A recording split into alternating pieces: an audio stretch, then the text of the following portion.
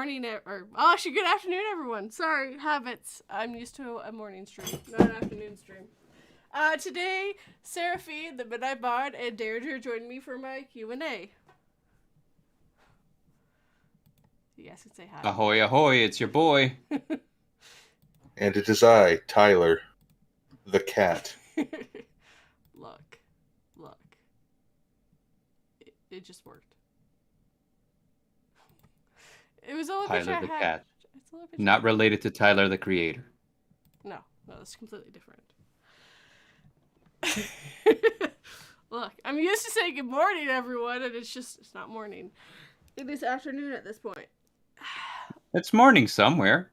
Yeah, specifically where Mr. Creepy Tales is and where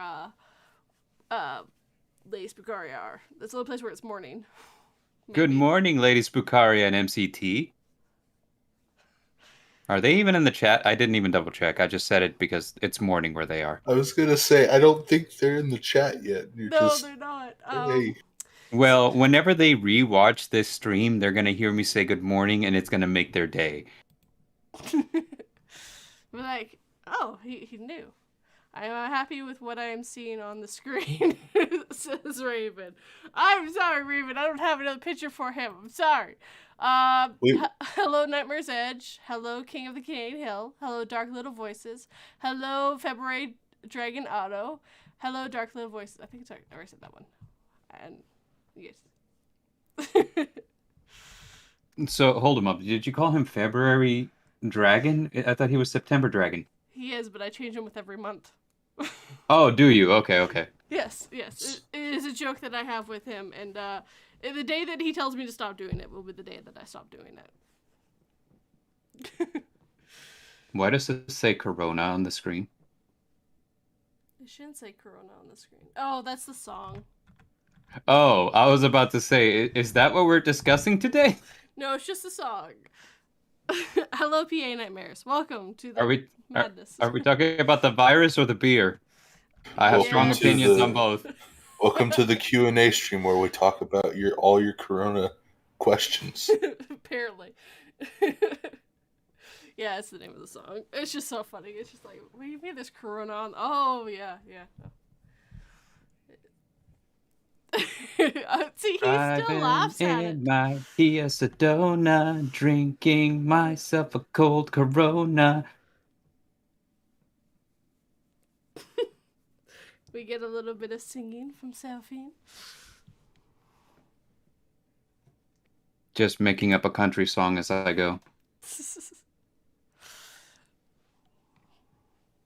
So I wanted to remind anyone who didn't get a chance to ask me a question on Twitter and the other places, because there's a lot of other places, that you can also add here on the live stream. Corona was one of the questions. He's obligated to sing. He's a bard. Very true. Everywhere I go, they're like, we need to hear them pipes. And I'm like, but I left me bagpipes in the trunk. Back in Scotland. Aye, me Uncle Angus doth call me. I don't even think that's a Scottish accent. I think I'm going Shakespeare here. Well, I said the 2-3 words, and I was like, I'm not going to actually attempt to do an accent. That's no. Aye, old Larry. Back in the ancestral homeland where I am a laird.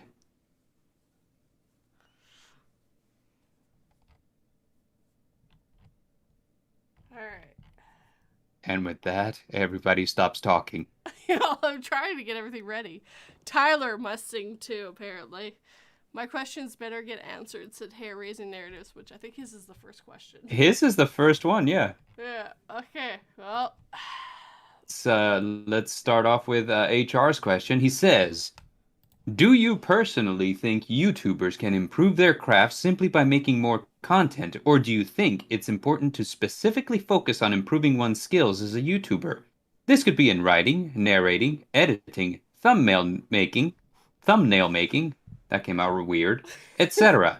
Try not to say it depends. And of course I answered on Twitter, it depends. Personally, I try to better myself with one thing specific. every time I do a video. So whether it be the thumbnails this time, the editing this time, I try to focus on one thing specific. But yes, making more content will help. and Raven says, well, honestly, it depends. But yeah, that's what I personally do. So I find that no, watch the Dodge This 82 videos. But yeah, that's what I do. I just focus on one aspect of it and try to get that better each time I do it. It might be just for a video or a couple videos. If I may interject here with a thought. HR, if you go to your local Barnes & Noble or used bookstore, I'm sure they'll have it. There is a tome of ancient wisdom called The Book of Five Rings by philosopher Miyamoto Musashi, in which he puts forward the thought that in doing something repeatedly, you essentially become the spirit of that thing itself. And whenever you can repeat an action to the point that you can do it by reflex, it's almost as if that thing possesses you to become the best thing that it can be. That said, practice makes perfect, but perfect practice makes absolute perfection. You said a lot of words and my head hurts now. Can't let my philosophy degree go completely to waste.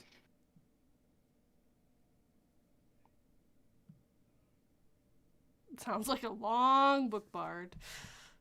It's actually a really short book. It's like you could finish that in an afternoon. It's got lots of pictures in it. It does. It has a lot of pictures in it. Mostly like, samurai woodcut paintings. I'm like, yeah, this is awesome. Bard likes pictures. Ancient samurai wisdom, I dig it. Being someone who cannot read, I too enjoy pictures in my books. I've read the book of the Five Rings. This is February Dragon. February Dragon is a man of class.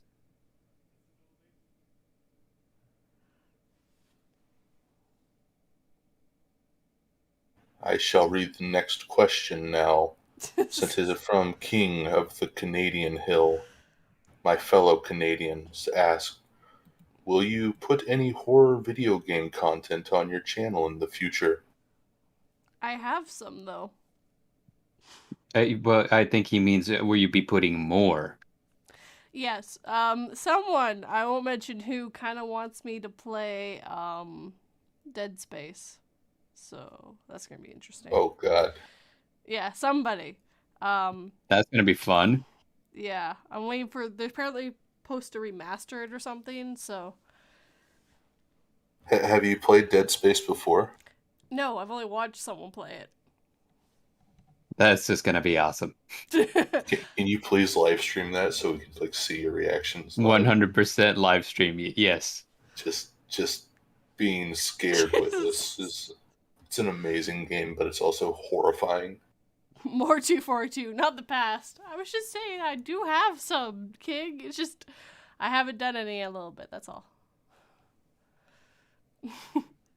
I want to finish Dead Island, though. What other horror games, and this goes to the chat, what other horror games would you like to see your favorite Canadian 242 narrator?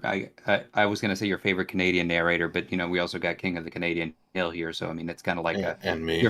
You're Canadian? Yeah. Really?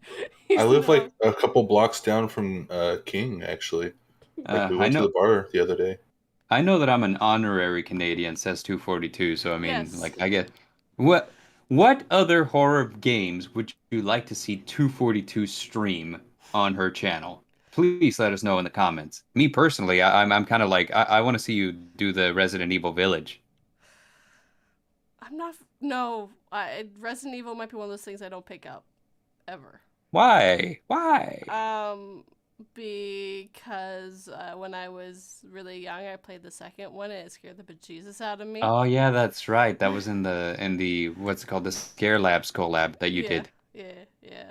I don't think I could do it. What's the name of that other one where you're in a will you play Outlast? Oh yeah. I think That one's arguably worse than Resident Evil. How's about The Evil Within? I did that one for like a live stream once on my channel, and I was like the entire time I was like, oh wow, it is impossible to take 2 steps without being murdered here. she is the best of the best for all of us. Bart, we know this. Yeah, no, indie horror, please. Yep.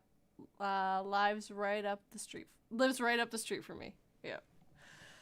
Look, I'm trying to get more horror games, but I'm also a little bit of a chicken, so spooky house with jump scares. That would be a good one, yeah. How's about some of those what do you call it? Those gosh, what are they called? Those interactive novels where it's technically like a game, but it's like mostly like plot driven and you got like choices that come up and your choices affect the outcome, stuff like that. Oh God, that means I have to read. That's not. Don't you do that for a YouTube channel? No, not at all. Not one bit. Nope. This is 242 games, Bard. Come on. Yeah, not 242 reads. Jeez, why would I name myself that? That sounds like a terrible idea.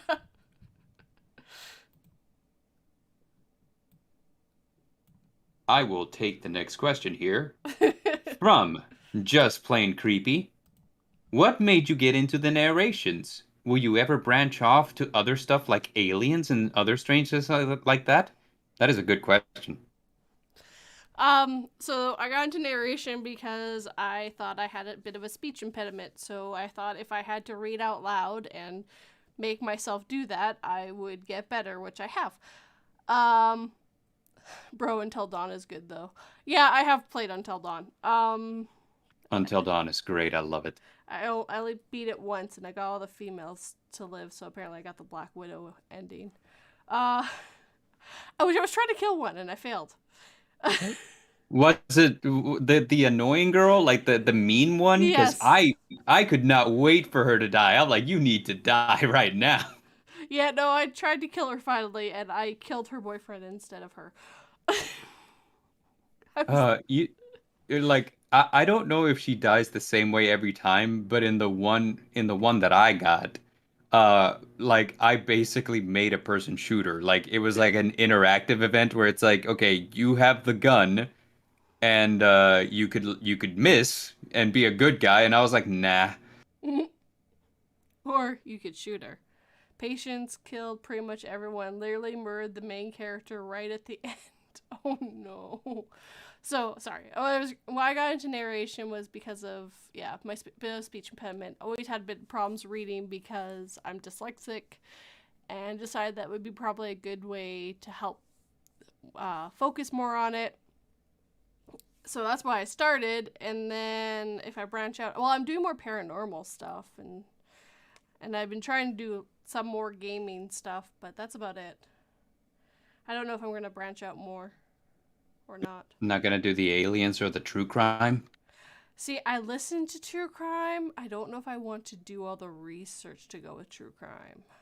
That's very true. A lot of true crime requires some research. Me personally, what I would do is I would listen to like, 6 different podcasts and get a general idea and then just retell it in my own words.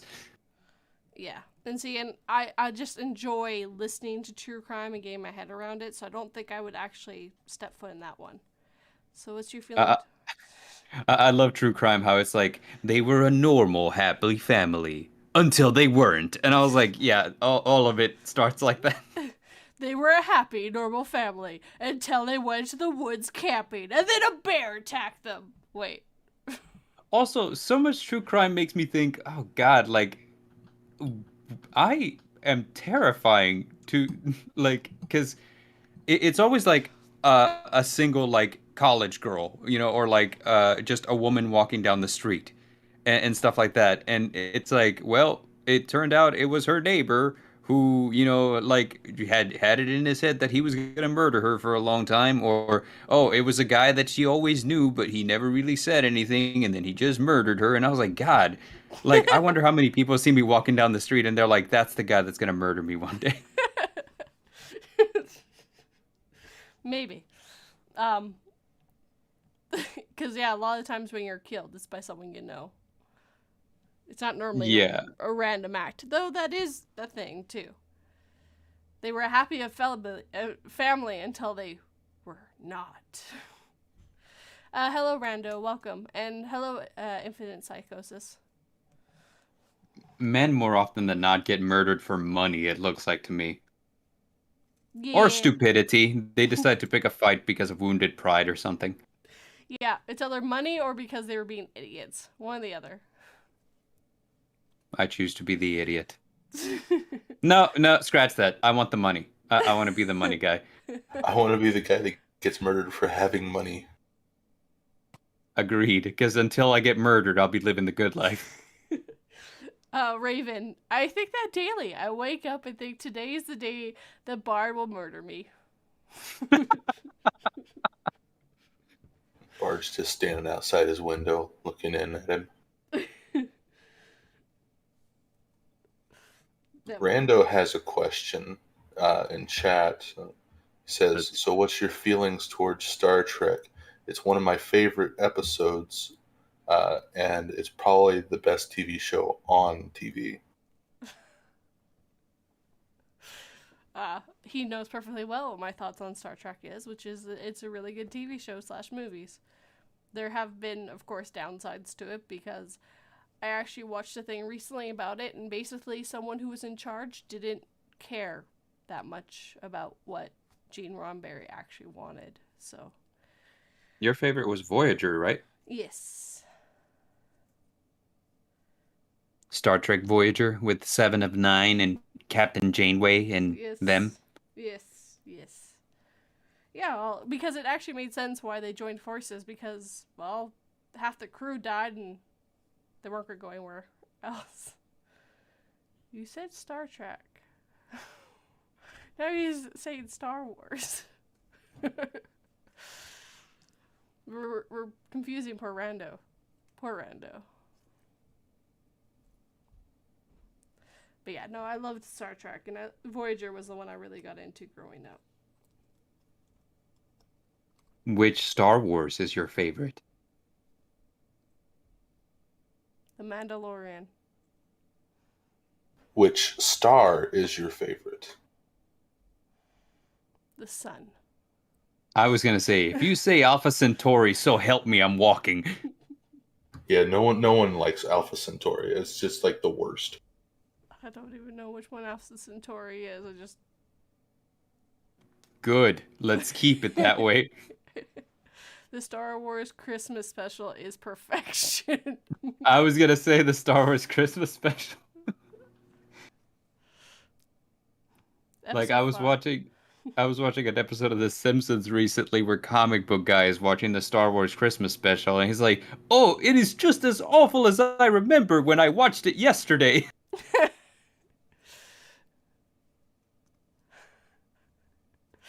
I don't even think you can get your hands on it anymore. Like, it's just been destroyed.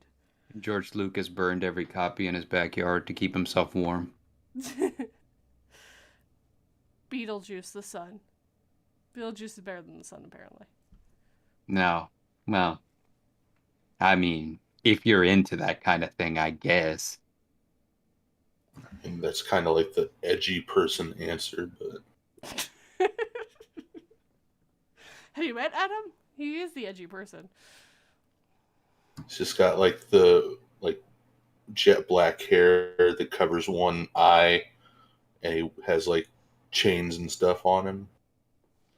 Okay, firstly, you don't have to describe me so perfectly.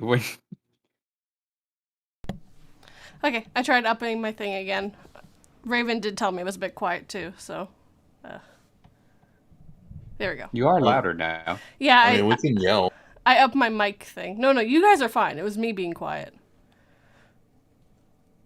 We can yell what you say. We can yell what you say. Are you sure? Are you sure?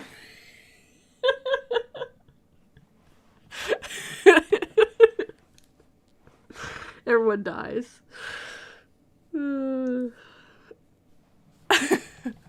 I have adjustment stuff on my mic. I just never use because I always wanted the lowest when I record, so I always forget about it. I'm like, all right. Whenever you're recording and you leave your mic on like the high setting, all the clipping, good lord. Oh, you're just like, really? And for me, the problem is all the background noise, like people opening doors and walking, and now the cat, because we have a kitten now, so we got a little itty bitty kitten, which is weird. I never thought I'd have a cat. Did he receive his invitation yet? What invitation? To the itty bitty kitty committee? No, not yet. But he is pretty small. Boy, is that cat small. I thought that was going to be a pun, and like my whole body tensed up in preparation. Everybody seems to have that reaction with me. I mean, yesterday I was talking to Raven for a while, and yeah, like literally every time I said anything, he's waiting for the other shoe to drop. He's like, "Oh, here comes the joke." It's like, where's the joke? Still no joke? Really? Serafin, is that really you? How many fingers am I holding up? Here's an interesting story. Do you know where this what do you call it, the phrase gets its origin? Waiting for the other shoe to drop. No, gritting my teeth. So everybody gritting their teeth. So it comes from whenever like America was becoming industrialized and people were living in more like cityscapes. So they were kind of stacked on top of each other for the first time instead of living spread out. And during the industrial times, there was a very common phenomenon that would happen whenever people would get off of work roughly at around the same time, is that they would all go home, they would all fall into their favorite couch, they would take one shoe off and let it drop so the people downstairs from them would hear the first shoe drop, and then they were always waiting for the other shoe to drop. Always waiting for the other shoe to drop and just like staring at the roof going, when? Basically, yeah. Once again, I didn't know if this was going to be a joke or if this was like an actual fact. I'm just like sitting here. That is my favorite thing about being me, is that nobody is ever sure. No one knows. No one knows if that's a joke or not. Everyone's scared, but yeah, apparently the whole time Raven was worried. He was just like, okay, when's the joke coming? When's the joke coming? You have gotten a reputation. It's a reputation I have. Yeah. I think it's a reputation you have earned. I made a joke yesterday that I was extremely proud of, but I can't share it because it's part of this whole project and I don't want to spoil it. But I remember like audibly Raven's reaction was like, "Oh god damn it." I was like, "Yes." And apparently PA loves your jokes. So, you got one person. I mean, I don't mind Hell them. yeah. But then again, I'm a bit punny myself.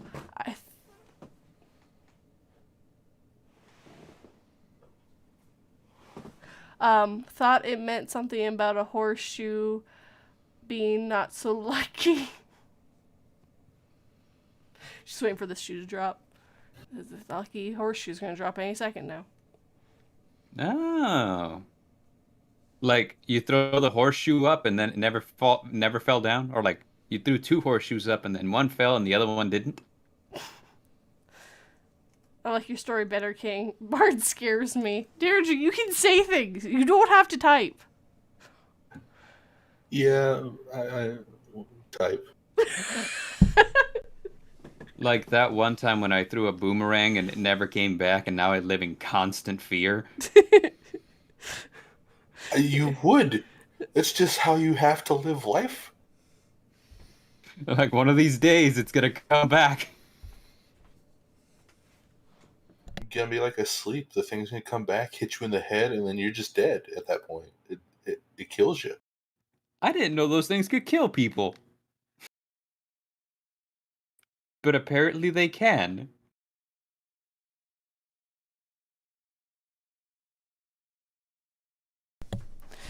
They were weapons, weren't they? From like the Aborigines tribe in Australia.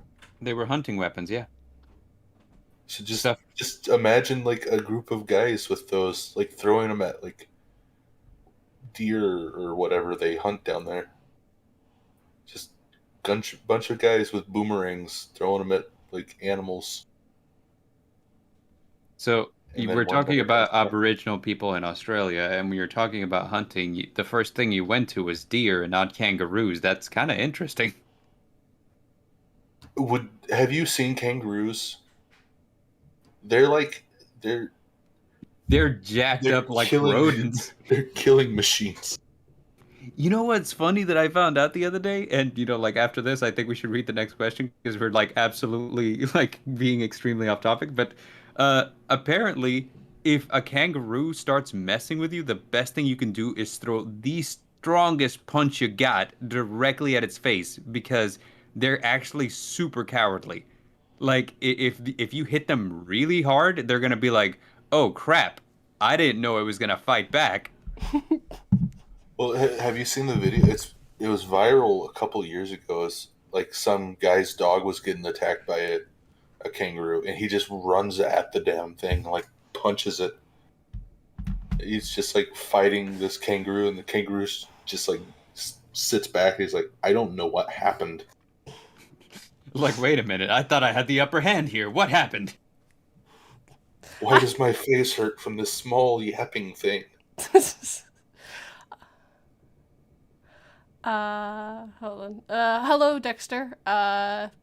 So Raven says, here's the thing. I appreciate puns and the humor more than you will ever know, but I loathe them just as much.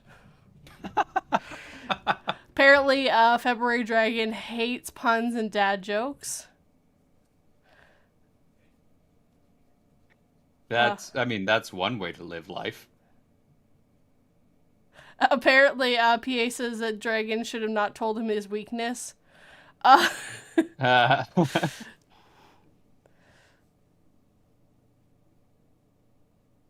I'm imagining Spookaria with her war boomerang. Like, next time there's a magpie infestation, Spookaria just chunking boomerangs out there. Like dual wielding them too. Yep, with nuggets on her hip.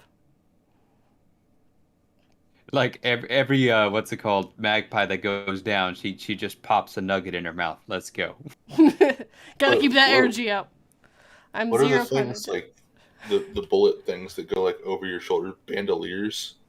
Just one of those filled with like chicken nuggets. Hello, patients. Welcome. I'm zero puns and dad jokes. I'm gonna assume she did that because she does puns and dad jokes all the time. It's patience. Yeah. I don't know. I haven't heard one, to be honest. But now I lie in wait eagerly. Yeah, I think she meant I'm puns and dad jokes.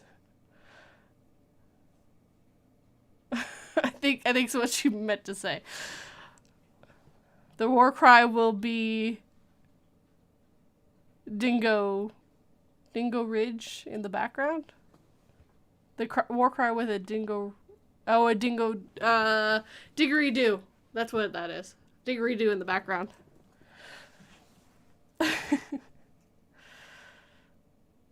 This is like an animation that I want someone to make, just so I can actually see Spookaria with like war paint, a bandolier, chicken nuggets, 2 boomerangs, and then someone have MCT behind her with the didgeridoo playing it. She's just going off. Yeah, completely. She would totally do it too. She would go out of her way to learn how to do it.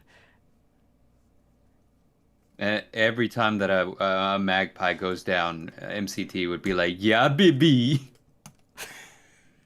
BB. In my opinion, puns and dad jokes, chef kiss. Also, fuck my phone.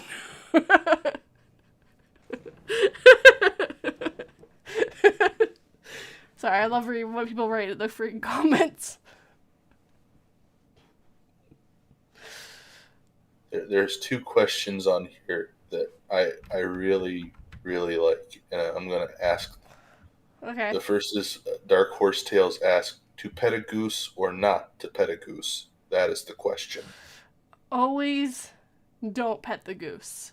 You never know, that goose might take your hand and face. But what if, Okay, let me ask you what this. if goose want pet? Goose never want pet. But what if goose want pet? Goose no want pet. What were you gonna say, Serafin? I saw a meme a while back where like this guy's like, if you're not meant to strangle a goose, then why does your hand fit so perfectly around the neck of one? Because they are our mortal enemy, and we're made to better kill them. Oh hey, Vix, welcome. I haven't seen you in a while. Vixaurus. You know, I always kind of picture that, you know, whenever people say, "I'm a people person," a goose would say something like, "I'm a geese goose."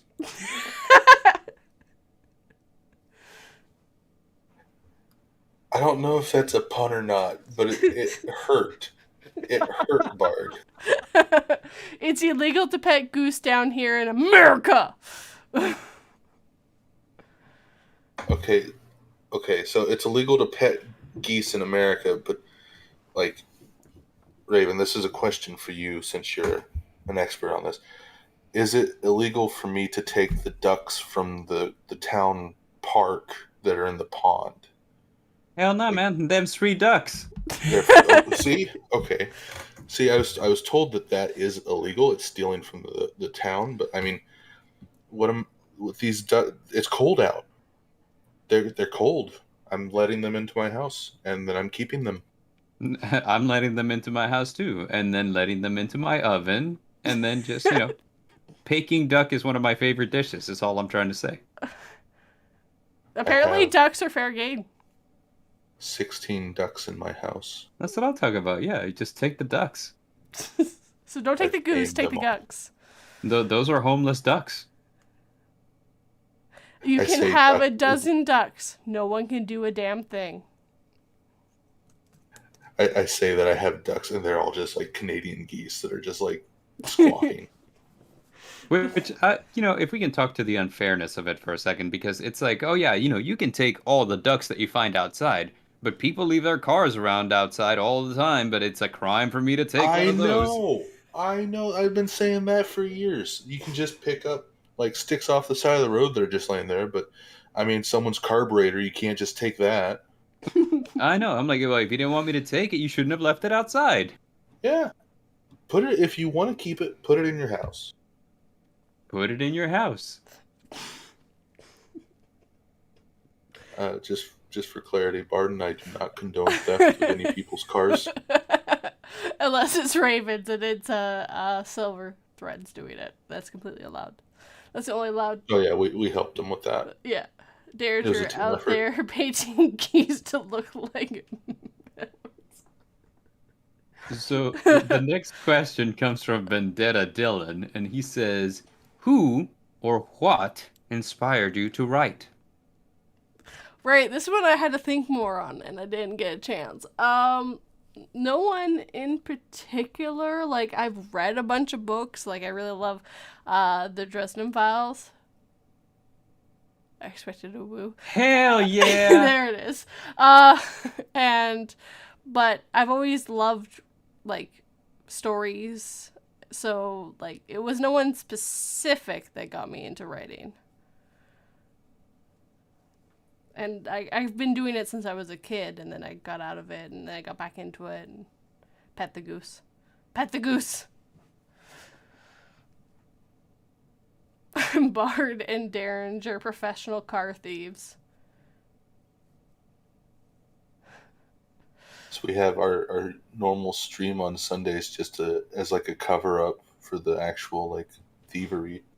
Call us Nicolas Cage because we're gone in 60 seconds. People are like, oh, people who like Yu-Gi-Oh! And anime stuff, they would never steal cars. But I'm basically Dominic Toretto or whatever his name is. And Bard is the other guy from the Fast and Furious. Yeah, so by saying that, am I Paul Walker or like which one am I? I hope not. Same. You're the one that drove the car fast. And In a franchise called Fast, that is literally everybody. yeah. You're that one, though. Apparently, Raven once wrote a Sonic fan fiction story where Tails was the villain, inspired by Psychosis by Tools. That sounds awesome, and that needs to be a story he narrates on his channel. You have heard it here first, Raven. You need to narrate that on your story, on your channel now. I did. I typed out. If I you say it's typoed. If you don't, typoed. then by all means, shoot it my way. I will put it on my Fan Fiction Fridays. You don't have Fan Fiction Fridays. Yet, because I've been busy with an audiobook. But it's been something that I've been working on, and I got a story from Gamma already about Courage the Cowardly Dog. Apparently it's gone. He was like 10 when he wrote it. Ow. Well, you should rewrite it. Jinx. I remember a story that we wrote in high school, like me and a couple of friends. It's called Santa Takes on the Mafia. And we were supposed to go read that to an actual, like second grade class. Really? We write this intentionally, horrible story about Santa killing people in the Mafia. And then after we're done, this paper's submitted. She's like, we're going to take a field trip to the local elementary school, and you'll read this to the first and second graders. And we're like, oh, no. I don't know who this Santa guy is, but I want him and his reindeer dead. He stabbed a guy through the heart with a sharpened candy cane and had a gun that would turn people into Christmas, the Salvation Army bell ringers. God, I want to know how the heck you cleaned that up for a grade school audience. It was left alone. You read it? Oh, Yeah. lordy. Oh, my lord. Those poor kids. How did that turn out? I need to know. I don't... That's one of the things that, it's a traumatic event that my mind was just like, we're just going to file this away in the back and we're not going to bring it back up ever. He remembers writing the story, but not what happened after he read the story. Yeah, I have no recollection of what the kids thought of it. I just remember that the teacher's only problem was we had a part in it where it said that Santa had massive tattooed chest, biceps and stuff. And she's like, I don't think we should be promoting the idea of having tattoos to the kids. And we're like, oh yeah, a story with Santa taking on the murdering Mafia, people. and the tattoos are the problem. Yes. The page before, he literally killed a guy, and you have a problem with him having tattoos.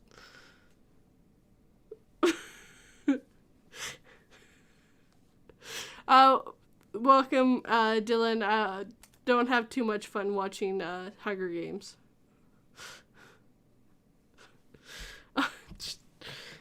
Murder is cool. Tattoos is a bit much. High school was weird. I don't even know. High school was weird. Our high school was infected by bats. You mean infested? That's what I meant to say, but I'm bad at words. Serafin, I think your channel might have a problem then, because I think you read things. I think you need to be good with words to do that. No, but because you see, our school was bitten by a bat, and then after that, it was infected. It was a bat school. Were you all supposed to be Batman when you were done? We were supposed to be either Batmans or Draculas. It depends on your GPA. What was your GPA? I didn't get to be a Batman, and I was a very bad Dracula. Let me just put it at that.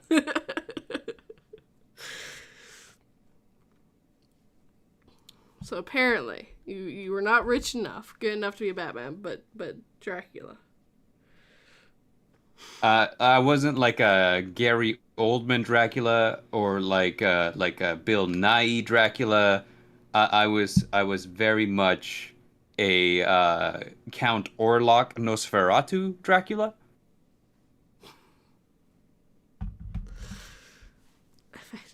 The affected thing got me. Bat school! I have tears in my eyes. Apparently, Dareinger is dying right now. It's the whole school just like is able to turn into a giant fucking bat and fly away. At night, the school just flies away on giant leathery bat wings. I don't know if I'd be terrified or impressed by seeing that. A little both, I would imagine. Dracula the Midnight Bard. That would fit. That would really fit. Dracula being a Midnight Bard? Because, I mean... would you say, you sucked at it, Bard? As a vampire, I sucked. Okay, Patience, I know I send you, like, gifs and memes that, like, upset you, but you shouldn't say puns that upset me. That's just the line. Just don't do that.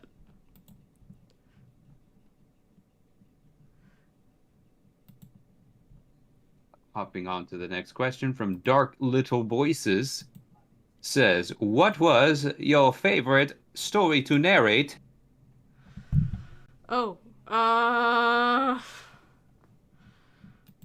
You've been put on the spot here.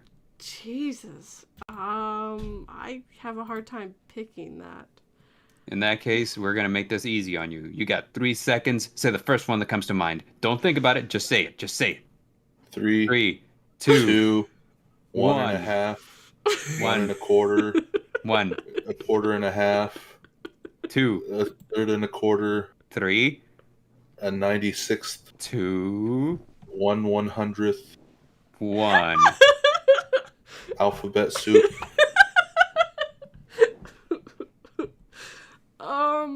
I can't. They never taught me to count, so. Apparently. The Hitchhiker's Haven was really good. I'm actually just going through my catalog right now thinking about it. I mean... She looked at a list. That's cheating. I can't remember all the names of them. I'm really enjoying I Was Never Allowed to the Basement. I mean, it has nothing to do with the basement anymore, but... I need to finish that. But yeah, no, you think I would... What were we talking about? Your favorite story? No, that's what Dexter asked.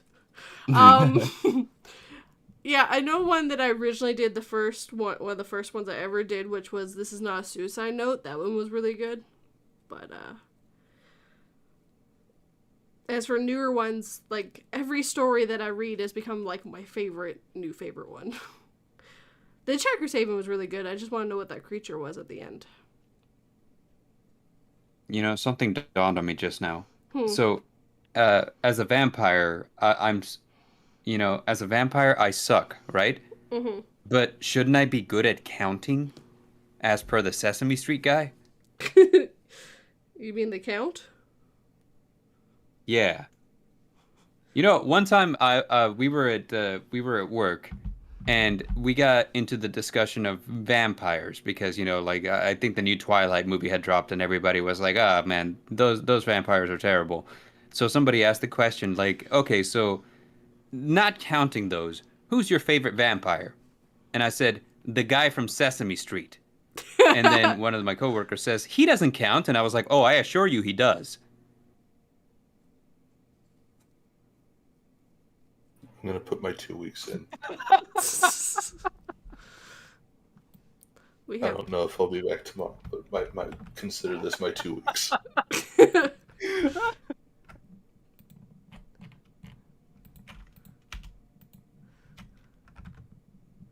This is Damn. He's savage.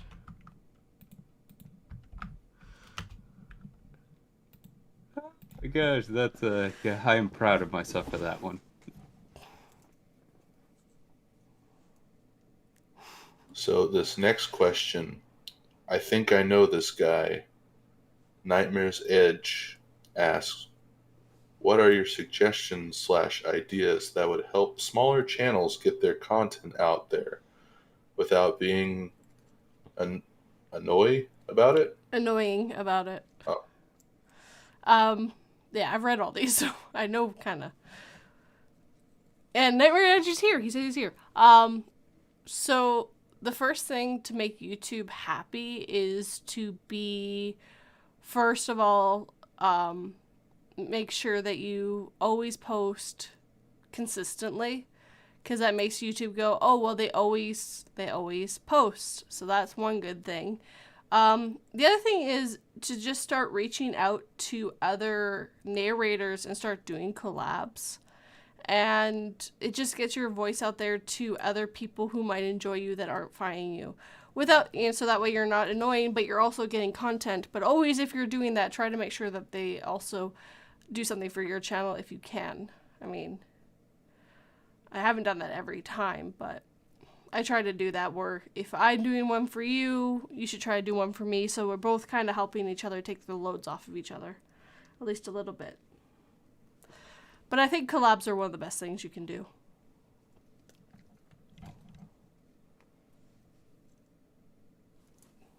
Derek Weber's Scary Story says, do you have any pre-recording rituals? Grab water, sit down, find stories. I don't think I really have a proper ritual.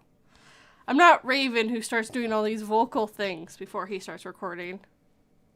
I do those too. That's just good practice to get into. I don't. I just start talking.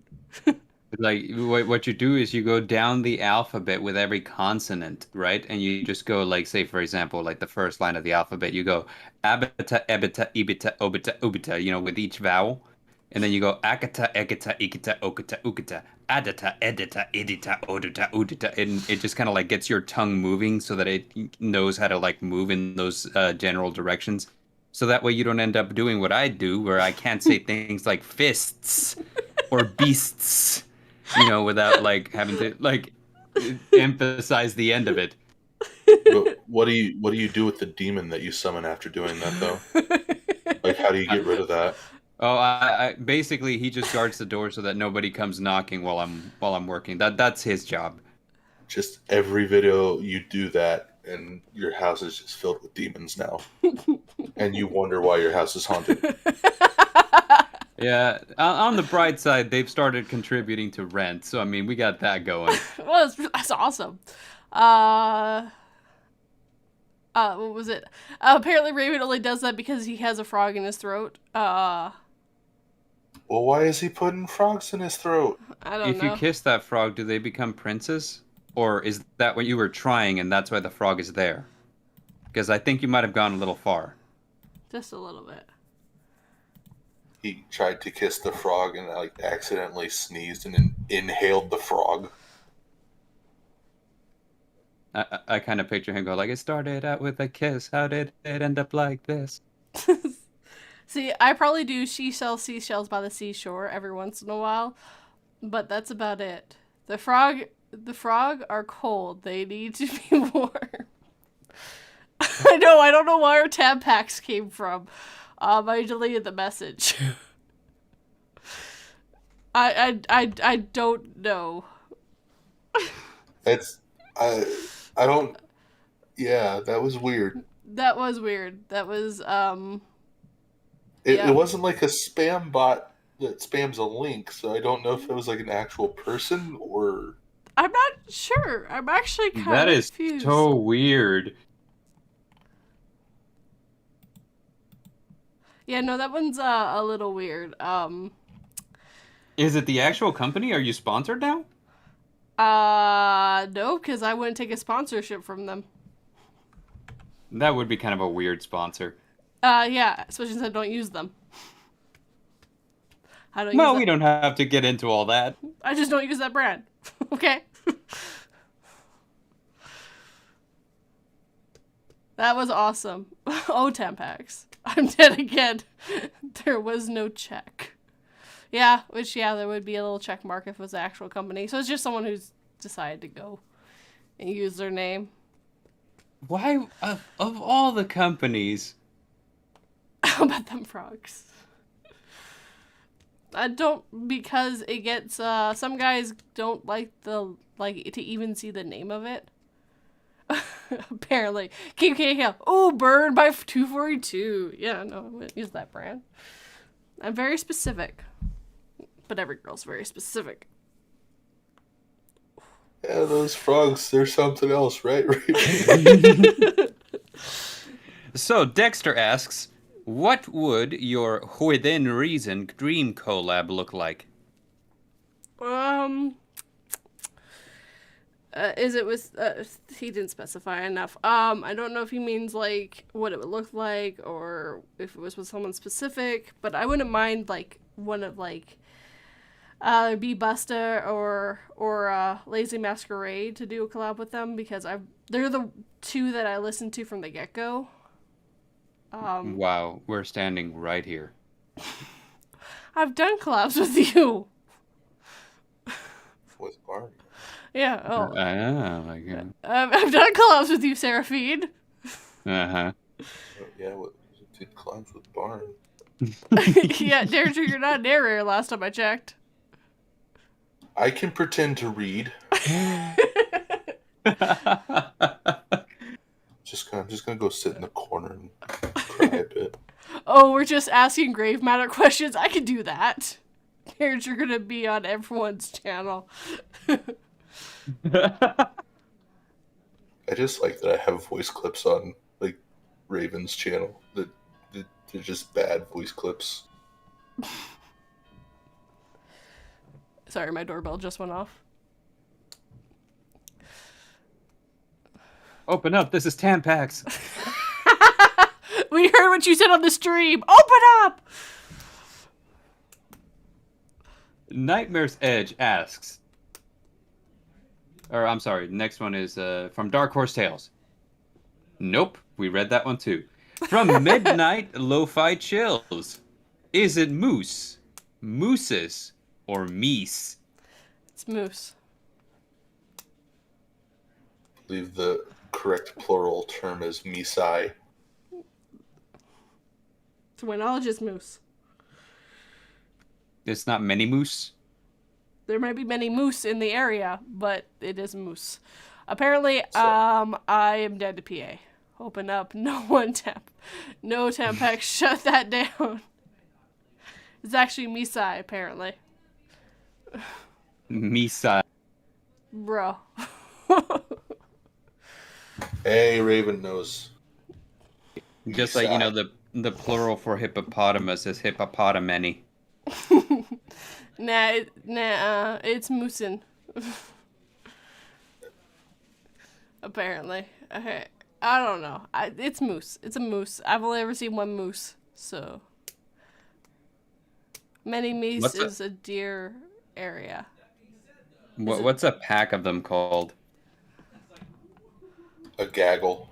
Okay, go. A congress of moose.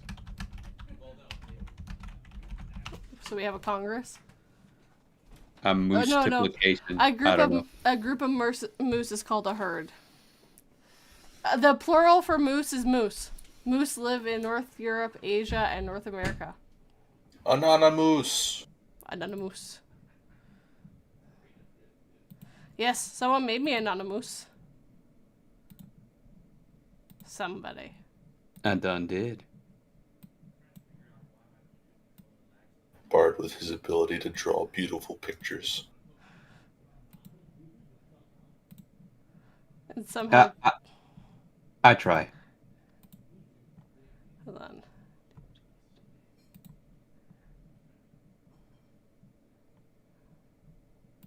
King says it is indeed a gaggle. Yes, I totally want to move that. Yep. Not that. There we go.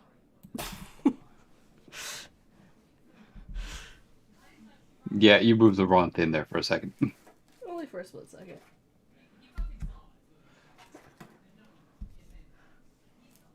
Anonymous. Anonymous. I actually got to use it finally, by the way. Nice. Someone finally went they wanted to be anonymous. I was like, yes, I gotta use my anonymous. Dexter says you are now sponsored by Manscaped. I'm fine with this.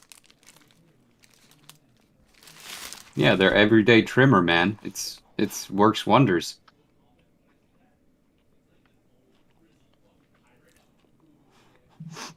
They make stuff for women now, so.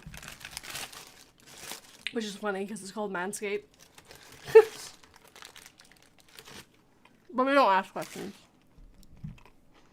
It's the logical next step. Derek Weber says, long-term goals for all/any of you. My long-term goal is to make money off of YouTube. This year's goal is 1K. You guys? 1K? I think we lost Dare for a second. Dareinger.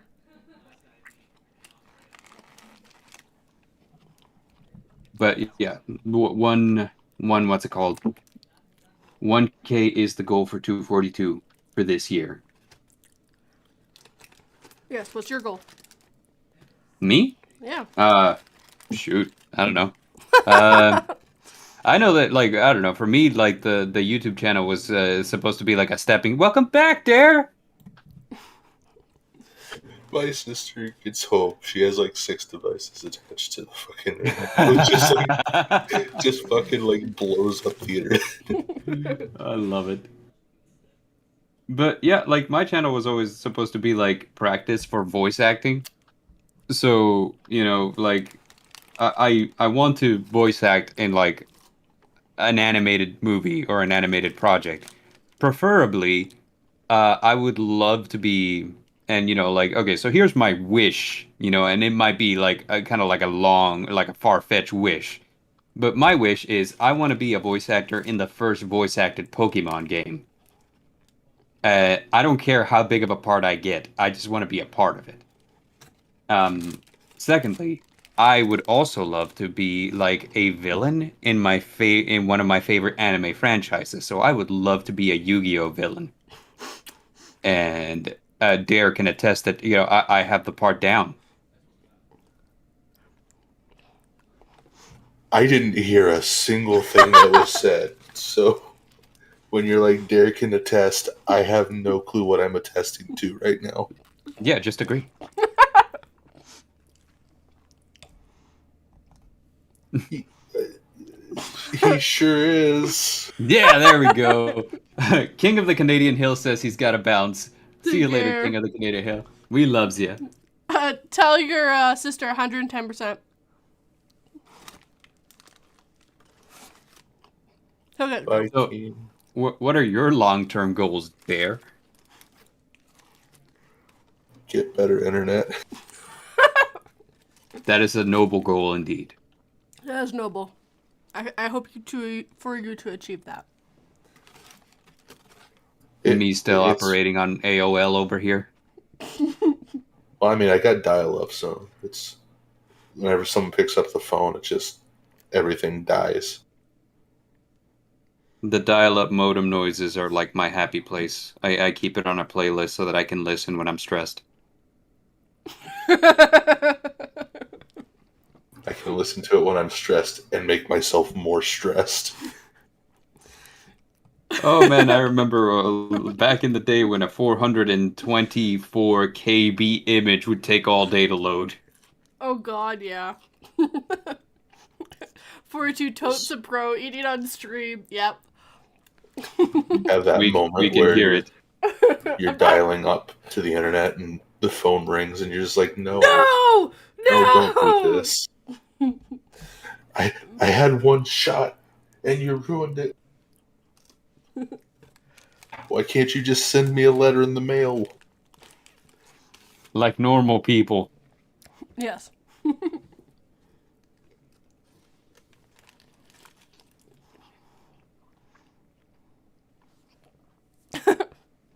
At 52 kbps, says Draven. Says Raven, not Draven. Draven. Draven from League of Legends is in chat. Welcome to the League of Draven. So here's an interesting one from Dark Little Voices. Says, are you different in real life as compared to Twitter and YouTube? No. No, I don't try to play a part. I try to be myself. I started out playing a part 100%, and that didn't last long. No, it lasted one interview with Yeah. Stormy. Yeah. Every interview where it's you and Stormy, I just feel so bad for the interviewer. I think you two were. I don't remember if it was on Spookarias or if it was on MCTs. It was on just MCTs. Nonstop, and I was just like, "Oh, I feel so sorry for MCT right now." Well, you're both going nonstop, and it's just. Yeah, I remember that one. I remember it being a lot of fun. And what's it called? Everyone knows that me, MCT, and Stormy share the same brain cell between the three of us. And you were all on the same stream, so you were hooped. Yeah, so we were just running at full power at that moment. For the next couple of days, we couldn't do math or remember simple logic because, our brain cell was just overworked. But, To be fair, Stormy can't do math normally, so. You would know. I do.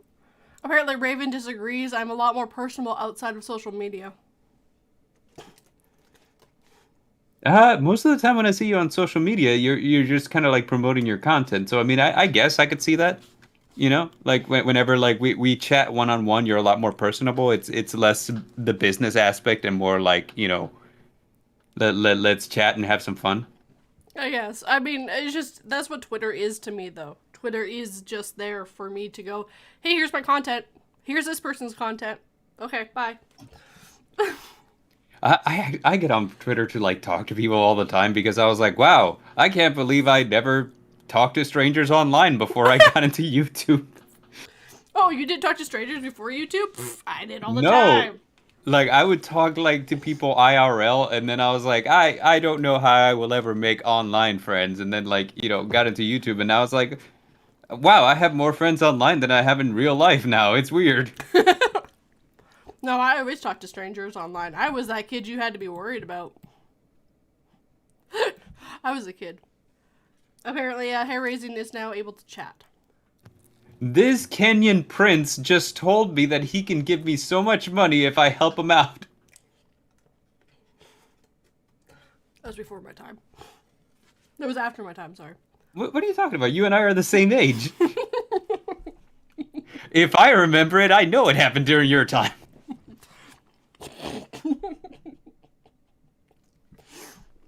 Shh, people aren't supposed to know that. I'm 12. Yeah, of course.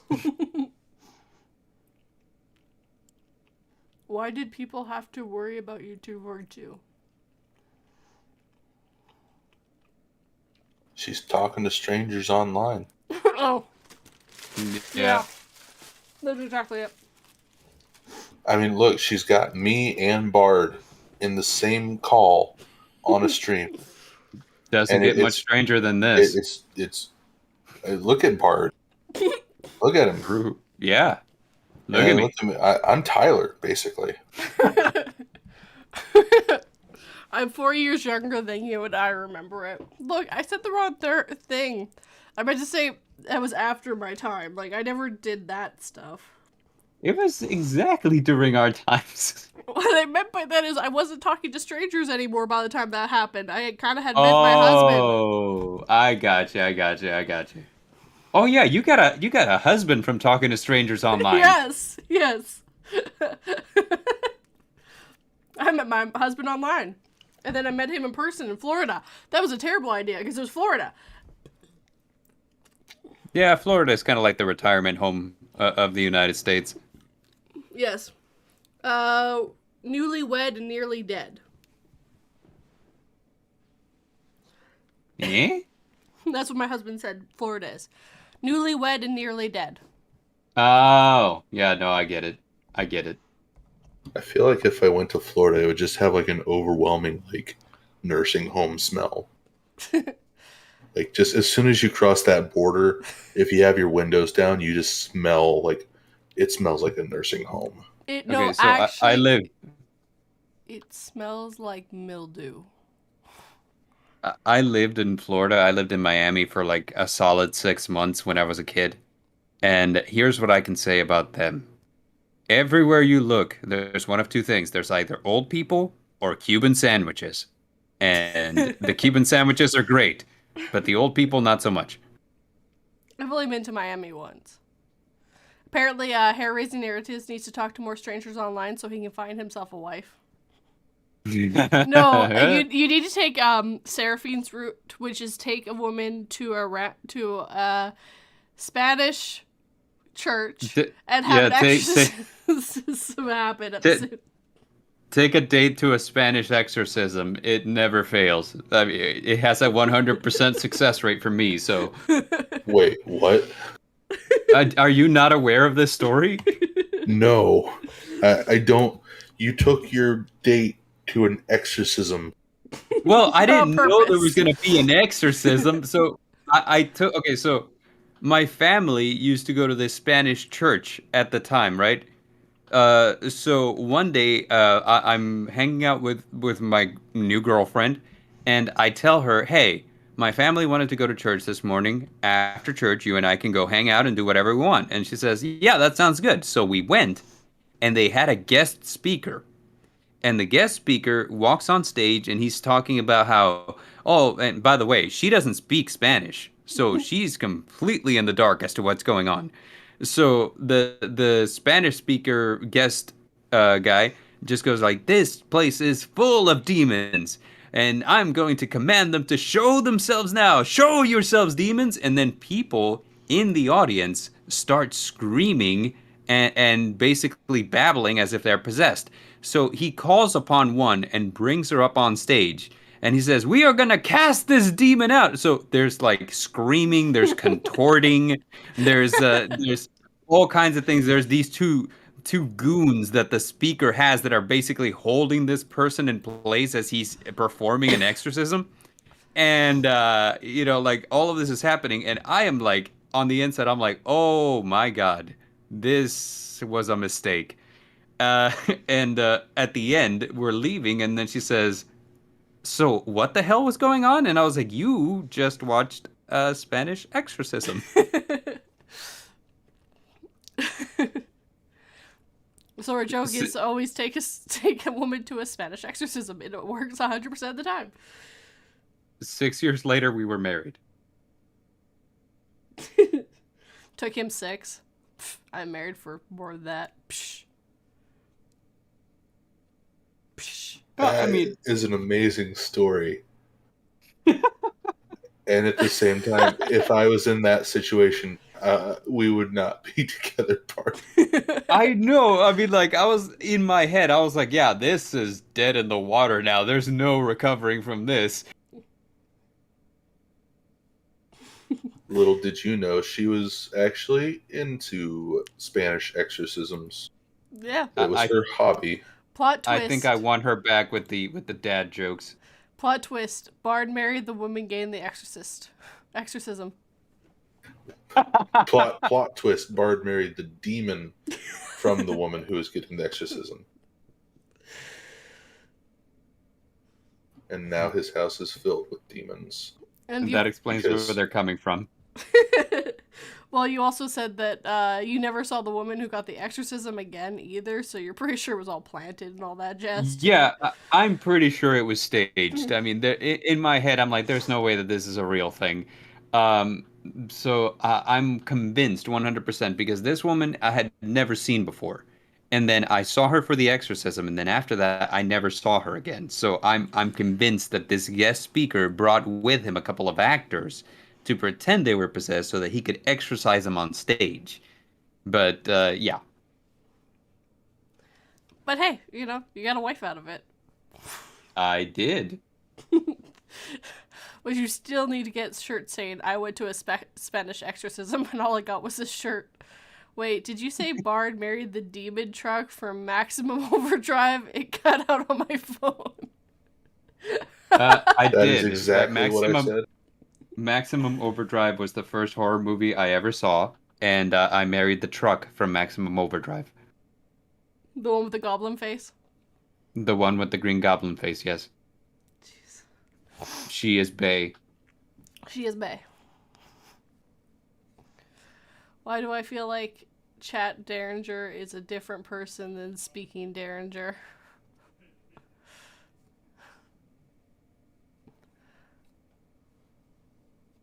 Are you?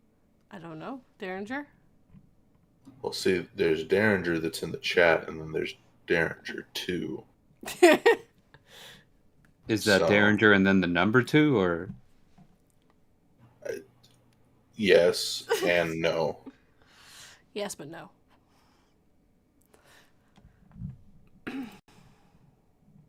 Next question comes from February Dragon, who says, "What made you start your channel?" It goes back to what I said earlier, which was the whole... Well, actually, that one's a little different. Why I started a channel was because I realized I wasn't happy with my job and I wasn't doing anything for me. So I decided to make a YouTube channel.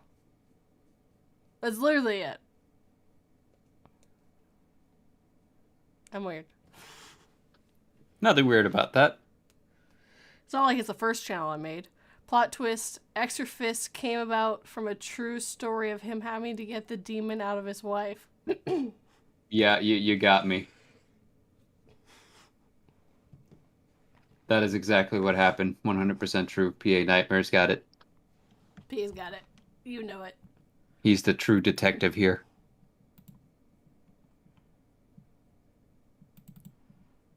So here's a question for you. Which Dresden Files book is your favorite and why? Oh, jeez. But there's spoilers involved.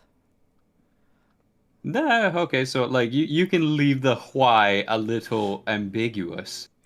The latest one, because originally I think it was Changes where you found out who the real big bad was. And then it became this latest one because now you realize from the get-go, the big bad was around him the whole time. That's all I'm going to say. Hell yeah. Me personally, I like Changes. Yeah, well, it's the only one where he didn't do the two name scheme. Yeah. But what It hurt. It hurt my soul, but you know, I loved it. I just love that he died but got better. Yeah. Yeah. I'm Like just like I kind of imagine. No, go ahead. I was just like, yeah, this sounds like such a thing for Dresden. He just got better. It's okay. It didn't stick. Yeah, I kind of imagine like the bad guys the moment he shows up next time. It's like, Harry Dresden, we thought you were dead, and he's like, I was, but then I lived. I can see him going, yeah, but I got better. Tis got but a better. flesh wound. Tis Or but a flesh wound. It didn't stick. Would be another good one. Yeah. Call me Teflon, baby, because that didn't stick. I mean, I am Batman Bard. It's his PA. Well, in that case, that means that you graduated my school with like a good GPA. Oh, so you got a bad GPA. Got it. Yeah, like super bad. Like barely graduated bad? Nah, I'm just fooling. I did all right. No, I did terrible. I don't even know what my GPA was, but if I knew, it would be low. I barely passed high school. I know my GPA was good enough to get accepted into a lot of the colleges I wanted, and that's really all I cared about. But I never really did extra, so I mean, like, I didn't get any honors. I didn't have any club activities because I wasn't interested. You mean you didn't do all the extra stuff that they tell you need to do to get into a good college? Hell no. My good college is like, is in the middle of nowhere, Texas. So they were just kind of like, please come here. Please. Please. Please, pretty please. Bard was Value Victoria. The guy that did the best in school. Plot twist. Yes. I don't even remember who mine was. It wasn't anyone I knew. Same, like they're always like, this is the person, like this is the guy, like everybody knows the valedictorian. I was like, I never heard of him before this. What are we talking about? Yeah, it's just like, okay, so they're the smartest person in the school. Got it. Supposedly. I'm like, wow, guys, wow, yeah, like make this into a contest, right? Yeah, I don't get it.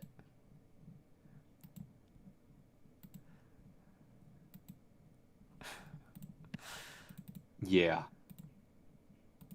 Hold on, I gotta do something real quick. Sure. Don't worry, the death will be slow and painful. Raven says, my cousin was valedictorian. She had a kid when she was 15. She was not the smartest person in the school. It's supposed to be the smartest person with the best grades. So it's just the best grades, right? Yeah, supposed to be whoever has the best grades. What's the weird thing is like, like there's things that they don't teach you whenever you're going through school that I'm like, if you had taught me this, I would have done so much better because it was like, hey, life hack. It's not about learning. It's about passing the test.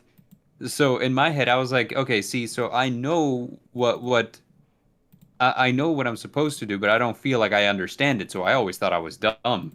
But like, it's like, yeah, you're not supposed to understand it. You're just supposed to know it. And I'm like, yeah, that. As an adult, I'm like, that's kind of a really messed up system. But uh, if I had known that when I was younger, I would have been like, man, I would have like aced everything because it's like, oh, so I don't have to understand it. I just have to know how to get the answer. Yeah, let's go. Derek Weber actually asked a question. Let's hear the story. Question. He asked a question. You have to read the question. I want to. Derek Weber says, if you were to make an additional channel, what would it be about? That's a hard one. I don't even know if I made the second one, what I would do. Because I just make everything work into this channel. Could do a channel about, like, that's nothing but shorts. No. And then another channel that's nothing but pants. God damn it. Yeah! Probably if I was making another channel, it'd just be all my live streams on there. That's a solid strategy. That's what a lot of YouTubers do. Yeah. I think if I made another channel, it would be called The Midnight Bird, and it would be nothing but like, bird watching. So specifically Raven? Yeah. It's just videos of like outside Raven's window looking in. I can't wait for 242's Pants channel. It'd be done very quickly. I only own 5 pairs of pants. Maybe 6. You're like, these are capris. These are jeans 1, 2, 3, 4, and 5. There we go. We're done. If you behold the stitching here. You notice that there's lots of rips and holes in this one. Because that's called stocking. Raven, is it stocking if you know about it?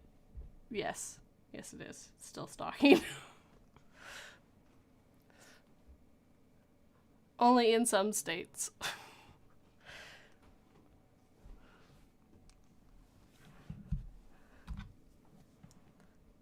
Well, there you go. You can collab with Raven. He's got cargo pants that you could do. Ooh, he's got cargo pants. Every new episode is a new guest, and you're just talking about their pants. So which pants do you own? Ooh, really? Those kind, huh? This episode's all about sweatpants. Bard, what are your thoughts on sweatpants? It is like 90% of the pants I own. Go on. Tell. Do you have like a pair of blue sweatpants? Do you have what color of sweatpants do you? Mostly khaki and camo for me. But, like I do own like a pair of gray sweatpants and a couple of black ones also. I heard that gray sweatpants are actually in this winter. So you're awfully fashionable in that sense. Indeed. I try to stay ahead of the trends as much as I can. You know how they say that they travel in cycles. So, I mean, I figure roughly every 6 years, like the sweatpants of last season will become the hot new thing. Roughly every 6 years. Roughly every 6 years.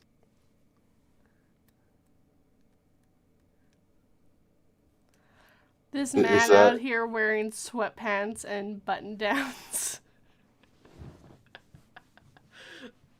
Business up top, relax up on the bottom. Well, what is it like? Not strictly speaking sweatpants, but what do you call the ones that are like joggers? The ones you run in? Like the tearaways? Yeah. Yeah, so like there is the kind that you run in, right? But you also have like the kind that are made out of, like, for example, I own several pairs of what are classified as joggers, but they're made out of the same stuff that pants. Yeah, but they're made out of like the same stuff that you would make khaki pants out of, So they're technically khakis, but they're done in the fashion of joggers, so it's a thing. It's a thing. Maybe we do need a pants channel to like discuss like Bard's like wardrobe. I'm interested in these like khaki jogger pants that he's talking about. Why did you change the picture? Because it's Dareinger. I have to change the picture every once in a while. Too swaggy for you. I love it. He's got his gold chains and his gold rings and his mom tattoo. Seeing like this, it actually brings another question to mind. 42. What are some hidden talents, such as photoshopping cat pictures, that you have that not everyone might be aware of? You guys know all my hidden talents.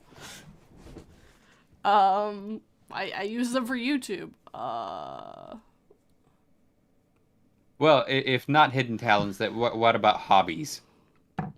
YouTube. I don't have the time for anything else anymore, really. So,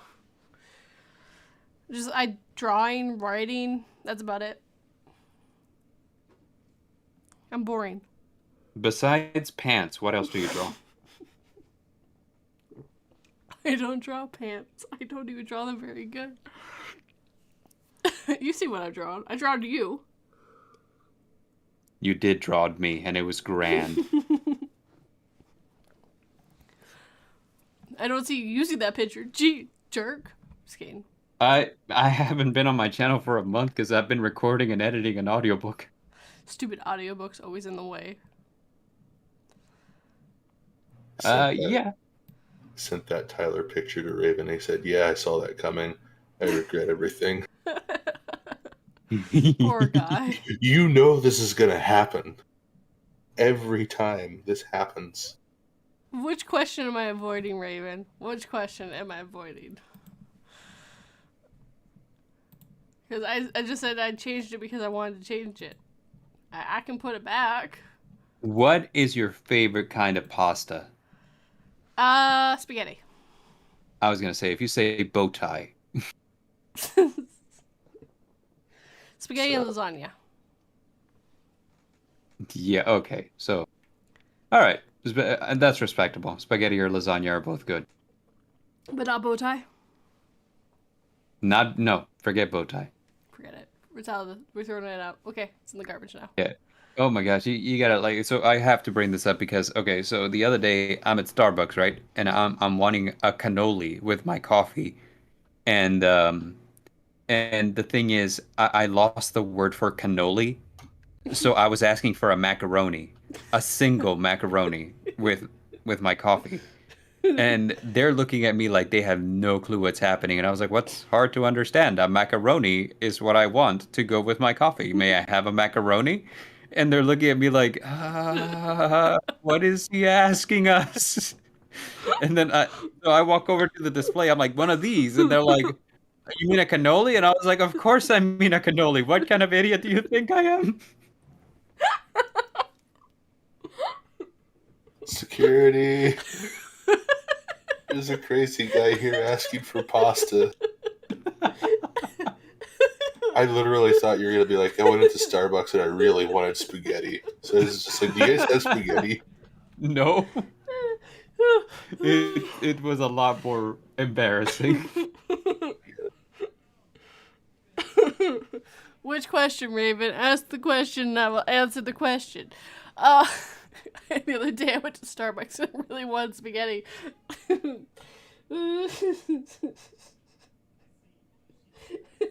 Really wanted macaroni. Hello, Getting Spooky. Needless to say, I don't go to that Starbucks anymore. I couldn't imagine. I don't think you can. I don't think you're allowed it anymore. You may call them walk through cannoli, but but where I'm from, they're a macaroni.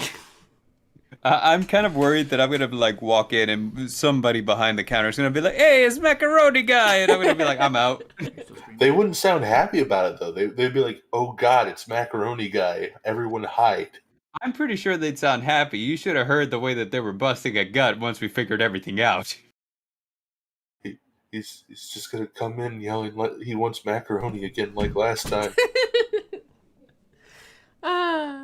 Can I get one macaroni with my coffee, please? Macaroni. Yes, I want a macaroni! I felt so dumb. You told the story. It'd be great if like the person who took your It's order. funny in retrospect. It's just at the time. At the time, you were mortified.